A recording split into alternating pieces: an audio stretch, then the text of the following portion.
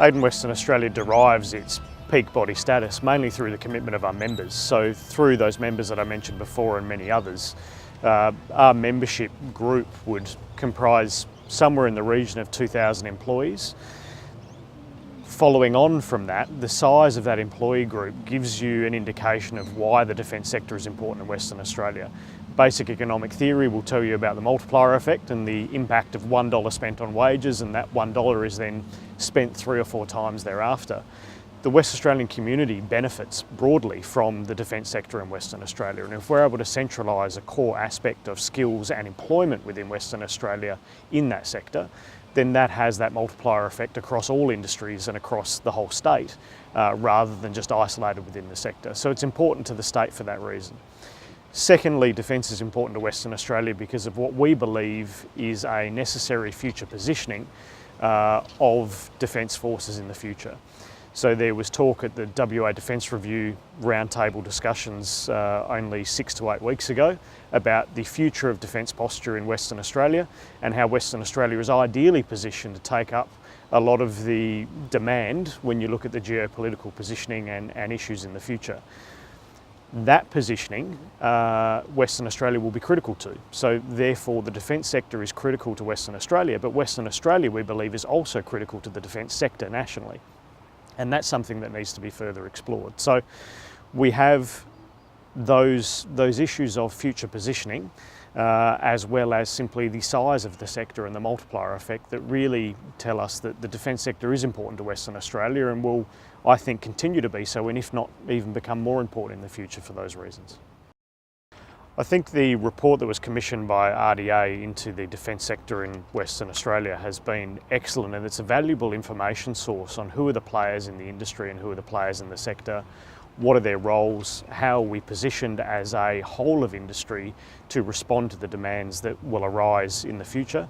And when you combine that with information that will be coming out of Defence West in relation to their study on specifically capability, those two documents together give us, in my opinion, a very valuable set of information from which we can look at the industry as a whole view and say, well, where are we positioned, how are we positioned, what are our competitive advantages as a state, where can we direct our SME energy towards, where are we creating clusters of expertise that make sense to continue to develop, where are other states stronger so we can guide our SMEs perhaps away from those angles and towards areas of strength. This is what this information provides. So valuable information that's been commissioned by RDA and by Defence West will certainly help our advocacy efforts at Aden WA, and it will certainly help our members in the broader sector. So we're very thankful for that effort, and it's an example of how the defence ecosystem in Western Australia isn't just about Aden WA or Defence West or WA Defence Review, that national entities such as RDA, such as CDIC, all have a role to play in how we build this industry up and prepare it for its vibrant future.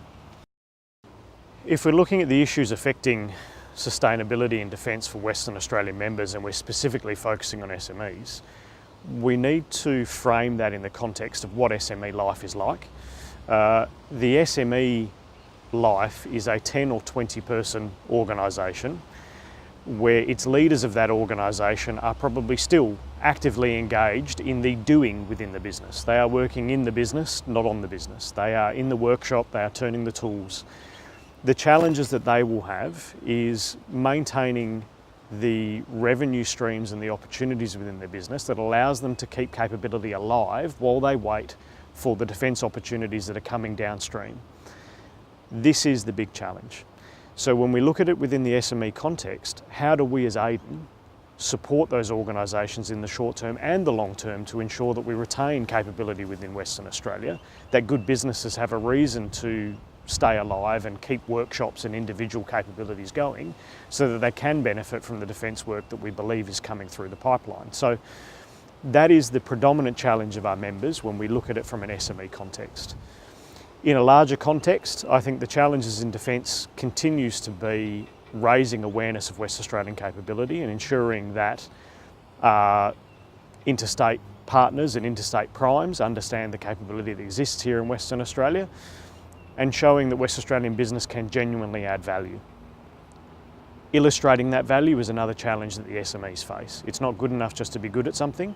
You must be able to identify your key differentiators and communicate in a way that speaks the language of defence. And as I mentioned previously, standards, quality, security, these are all issues that we have to push up to ensure that the future for those SMEs is bright and secure within the defence supply chain.